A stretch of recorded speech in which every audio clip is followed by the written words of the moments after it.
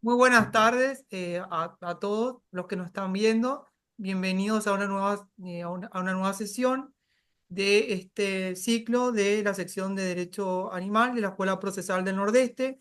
Hoy tenemos a dos invitadas del hermano país que pertenecen a la Fundación Justicia Interespecie. Primero la voy a presentar a Soledad Robledo, quien es presidenta y directora de esa institución. Agregaría que es profesora de inglés, activista vegana, es creadora del primer podcast chileno sobre derechos animales, Narices Húmedas. También nos acompaña Catalina Baceta, quien es directora de incidencia y activismo de esta institución. También es activista por los derechos de los animales y se dedica también a la creación de contenido antiespecista. Sean bienvenidas a este espacio y es un gusto coincidir con ustedes nuevamente. Les comparto a la audiencia que con ambas coincidimos también dentro de esta institución y en otros espacios que se dedican a la promoción de los derechos de los demás animales. Muchas Entonces, gracias, Antonio, mu- por Gracias por la invitarme. invitación. Sí. muchas gracias a ambas. Y como primera pregunta, me gustaría comenzar conversando con ustedes que desde diversas miradas animalistas se habla de politizar la cuestión animal. ¿Ustedes qué entienden por politización de la cuestión animal desde el veganismo? ¿Quién parte? Parte tu Cata. Ya. Bueno, yo lo entiendo por lo menos como la llegada a posiciones claves de tomas de decisión, tanto como a nivel de puestos de autoridad, ¿verdad? Institucionales también, y también dentro del discurso público. Eh, En ese sentido, es clave lo que está pasando en Chile en este momento porque se está empezando a generar un movimiento muy amplio donde se están incluyendo no solamente activistas veganos, antiespecistas, sino que estamos empezando a llegar a unir gente que es rescatista de fundaciones de rescate enfocadas en rescate de perros y gatos.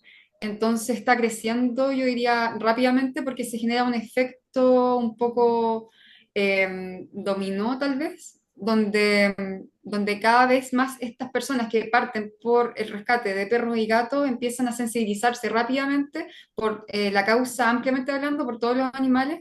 Entonces, desde ahí están empezando a salir, a aparecer algunas figuras que pueden llegar a puestos públicos, puestos de autoridad también, y nos falta un poco romper ese cerco comunicacional que tenemos para poder entrar realmente al discurso eh, público en los medios con la temática dura del tema de la explotación animal, por ejemplo.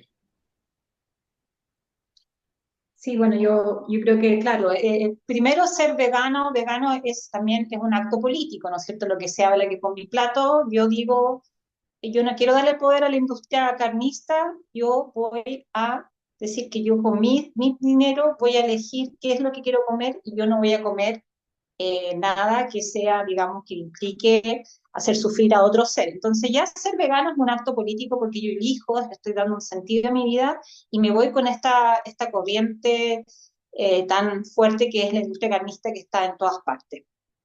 Y por otro lado, uno da después, si uno quiere, si uno se inspira, si uno se anima, da este paso al activismo, que el activismo en sí, ¿no es cierto?, es un acto político porque queremos incidir en el poder, ¿cierto? Como activista vegana, activista por los animales, yo quiero de alguna forma poder incidir en el poder para ir cambiando las cosas. Obviamente es muy difícil, pero ser activista es un acto político en que yo quiero cambiar el status quo a través de acciones, bueno, en nuestro caso, nuestras acciones de protesta, educativas, no sé, de divulgación. Entonces, es nosotros ir de a poco, incluirnos en el poder, en este poder que también es muy difícil porque sabemos que en realidad ser activista y sobre todo activista por los animales es nadar contra la corriente. Sí, muchas gracias a ambas por comentarnos. Vos, Cata, me comentaste la relevancia de las alianzas para tener esta mayor incidencia de permear en el poder. Y Sole nos complementa que también, bueno, en el día a día también uno ejerce esta política al tomar estas decisiones, digamos, muy concretas, de decir yo no voy a usar estos animales, pero agrega que no se va a quedar en ese ámbito, sino que uno va a proyectar a través del activismo que otros se sumen a esta ruptura, a esta revolución del corazón, usando un poco las palabras de Francione. Y siguiendo un poco este proceso de transformación radical o propuesta de transformaciones radicales, hay autores que, como Quinlica y Peluchón, en Francia, específicamente Peluchón, plantean extender categorías que provienen de la filosofía política, ciudadanía, soberanía, residente, incluso migrante, hablan otros autores. ¿Considerás que estas propuestas implican un avance en la emancipación política, o sea, la extensión de estas categorías para construir una zoopolítica o una zoopolis? Sí, bueno, yo, claro, yo algo he leído sobre el tema, yo creo que en teoría es algo inspirador y sería revolucionario, que algún día vamos a poder lograrlo hacer, pero yo creo que en este momento es muy difícil, porque ya entrar a decir, por ejemplo, un animal, no sé, una vaca o incluso un perro que sea ciudadano o ciudadana, yo creo que en general los congresistas pondrían los ojos en blanco. Pero un punto que, claro, que es muy interesante y creo que es más factible para comenzar el tema de soberanía. Yo creo que ahí se podría hacer, sobre todo con los animales que viven en lugares, digamos, de la naturaleza, de lo que queda naturaleza, es con el discurso jurídico, con activismo, con educación, que los animales son soberanos de su terreno, de su lugar, digamos, de su hábitat. Ahí quizás podríamos hacer algo porque la gente, yo creo, de a poco, sobre todo con los animales, digamos, entre comillas silvestres, está tomando, está de a poco entendiendo que si les robamos su terreno, sus ríos, sus bosques, ellos se van a quedar sin territorio. Entonces yo creo que sería interesante y quizás un poco, quizás plausible poder hacer los animales, sobre todo estos que vienen en la naturaleza, que son soberanos y se les debe defender el derecho de vivir donde ellos nacieron, y que tengan vidas, digamos, tranquilas y en paz. Y ahora los otros ámbitos los veo muy difíciles en este momento, pero creo que a futuro, haciendo un trabajo de paso a paso, quizás algún día se podría lograr. Sí. No sé si quieras compartir alguna reflexión, Cata, sobre este tema en específico. Sí, bueno, yo estoy de acuerdo, súper de acuerdo con Soledad. Creo que también en el caso de los animales en estado de libertad, que pudieran tener una especie de derecho al territorio, soy de la idea de que los humanos tenemos que intentar vivir generando el mínimo impacto posible. Eso implica también, obviamente, respetar lo más posible el espacio de los demás animales. Eh, y también pienso que puede ser contraproducente incluso que ahora empezáramos, por ejemplo, a conversar, a hacer contenido, por ejemplo, de la ciudadanía, de los animales. Son cosas que cuando no es el momento siento que pueden ser contraproducentes al objetivo que queremos en este momento lograr, que yo diría que es principalmente por una parte de la sensibilización del público, ¿verdad? Porque estamos en este estado de una población desensibilizada frente a lo que hacemos activamente hacia los animales. Eh, entonces, en ese sentido, es que hay que tener ojo también porque podemos tener muchas ganas de avanzar ciertos conceptos, pero eh, si van un poco en desmedro de que el mensaje en sí que estamos dando sea considerado de forma seria, entonces para mí no estaría aportando en este momento esa discusión. No Eh, sería oportuno. Sí, muchas gracias. Yo por ahí coincidiendo un poco contigo, Cata.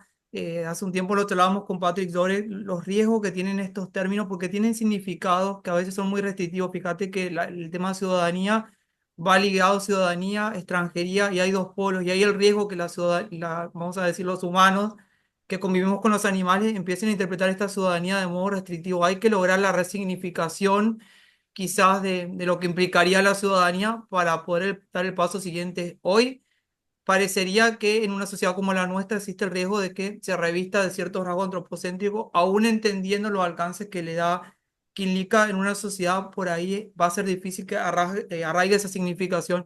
Quizás tiene más chance, como ustedes señalaron, el tema de la soberanía, porque estos animales silvestres no guardan ni siquiera ningún grado de dependencia, como ustedes señalaron, requieren la menor medida de interferencia en las vidas y cada vez queda más en relevancia la necesidad de territorios, yo diría incluso espacios comunes, espacios especiales que estén protegidos y que sea menor la interferencia humana. Así que creo que soberanía es algo que podría ser más recogido o mejor recogido por la sociedad. Y teniendo en cuenta que además es un término que tiene una larga tradición en el activismo porque, digamos, en teoría política, en filosofía animalista se viene hablando mucho de autonomía, autonomía de preferencia, y la sociedad también tiene como bastante en claro qué implicaría, aunque no para las categorías de los animales que se colocan dentro de la ciudadanía.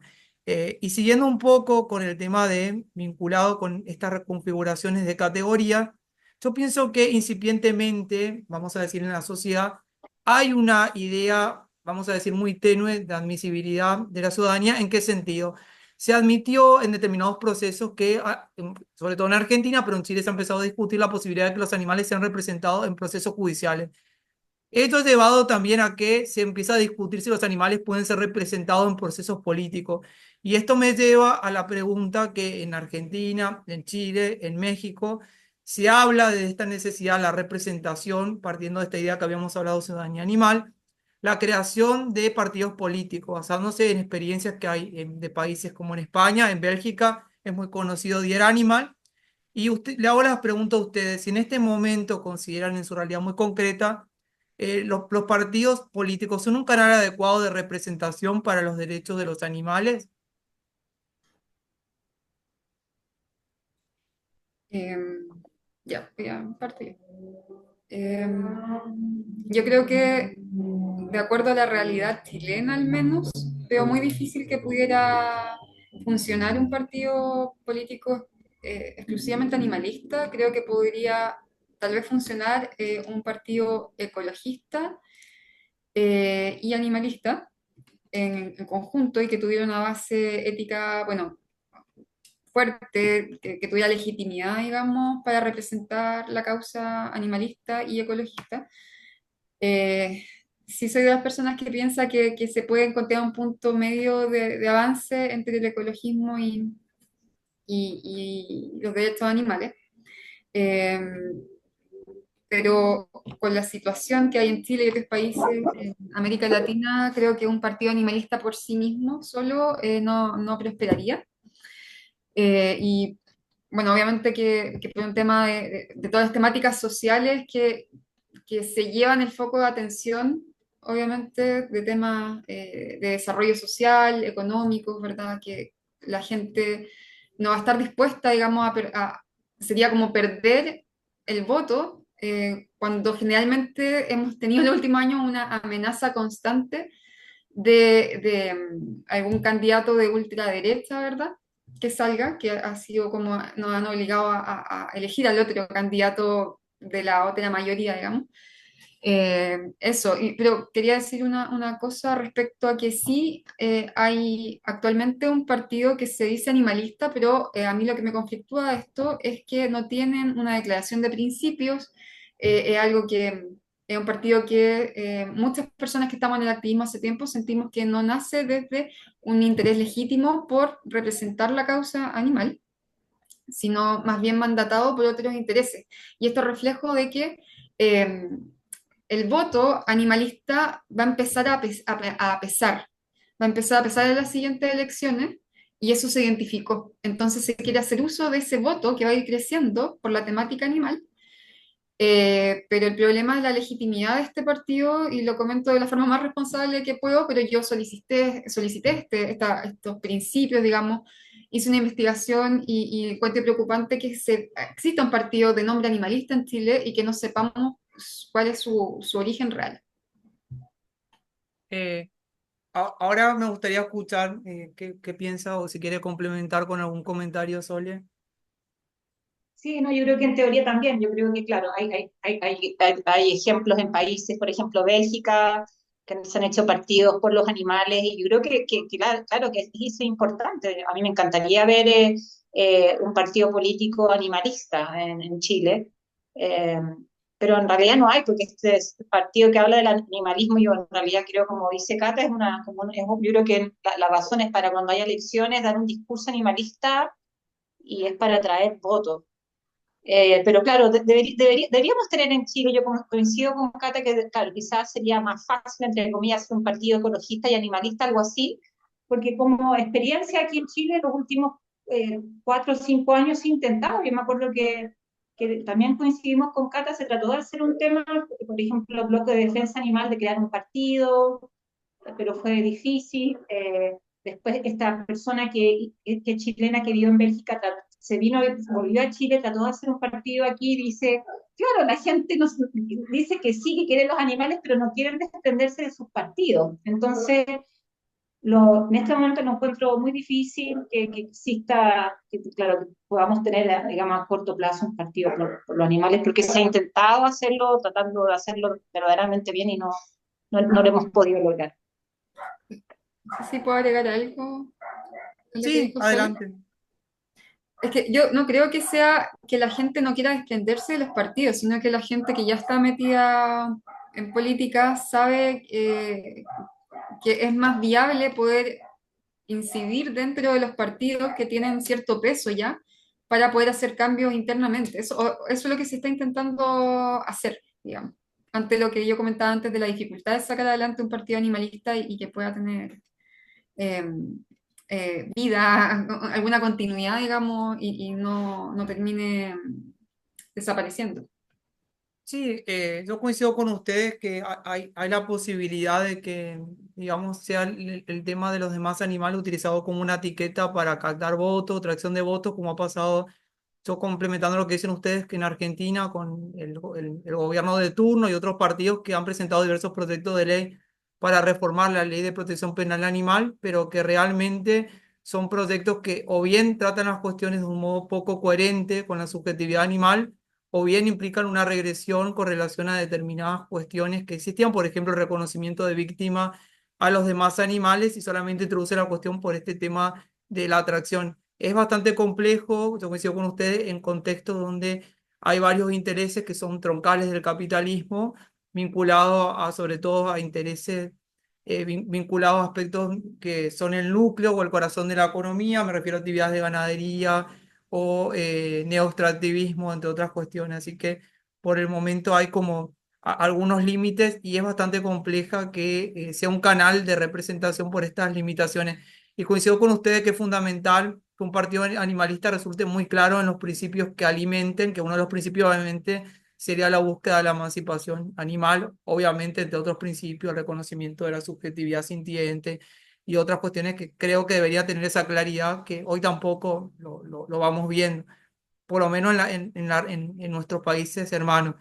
Y vinculado a este tema, ya que hablamos de las dificultades que tiene el Estado, que tienen los partidos políticos para representar y promover los derechos de los demás animales, teniendo en cuenta, vamos a decir, que muchos autores tienen una gran desconfianza en el Estado, en la democracia, y en su obra omiten tratar la cuestión, como pienso en Gary Francione, Steven Bess y otros autores, omiten tratar esta cuestión de cómo debe modificarse o transformarse la democracia para poder promover estos cambios. Y en ese sentido les pregunto a ustedes si la democracia tiene chance de ser receptiva a los derechos de los demás animales. En caso negativo, ¿ustedes consideran que debe pensarse más allá de la estructura estatal para lograr esta promoción de los derechos? Porque esto lo comento porque Steven Bess, por ejemplo, es anarquista. Le dice, bueno, que creo que quizás logramos promover estos derechos saliéndonos del Estado y buscando otras formas de organización social y comunitaria. El día que eso ocurra, probablemente podrá representarse mejor los derechos de estos animales. Claro, nosotros queremos representar los derechos de los animales, bueno, claro, partiendo por el tema de la democracia, la parte política, digamos, el status quo, claro, pero eso, como hablamos antes, es muy difícil por los intereses, como tú dices, Tony, del lucro, ¿no es cierto? De cómo los políticos en general defienden muchas veces los intereses de los empresarios, de las empresarias. Entonces, claro, por eso está el tema de la justicia social y uno tiene que moverse en los ámbitos. O sea, yo creo que, claro, si supiéramos cuál es la receta, ya estaríamos en otro mundo. Entonces, como no sabemos cuál es la solución para terminar con el especismo, es ir, en el fondo, ir golpeando diferentes puertas. Algunos hacemos educación, otros estamos trabajando trabajando en la parte jurídica, otras personas estarán trabajando en el tema del veganismo, hacerlo la comida más asequible para que la gente coma la comida y sea, por ejemplo, más barata, sea más popular. Entonces, yo creo que tenemos que buscar un abanico lo más amplio posible y ojalá meternos en todos estos espacios porque no sabemos exactamente cómo va a ser o cómo lograr con este engranaje de poder, ¿no es cierto?, que hablamos anteriormente, cómo llegar a la liberación de los animales. Entonces, sí, hay que yo creo que buscar los diferentes espacios, ir y ser muy estratégico y muy perseverante, porque yo creo que y también copiar lo que han hecho otros movimientos de justicia social, eso también nos puede ayudar, pero yo creo que yo por lo menos creo en un abanico amplio en que cada uno y cada uno nos metamos en un activismo diferente en política, en economía, en gastronomía, en educación, y así yo creo que va a ser más factible llegar a algún día de que los animales puedan vivir en paz.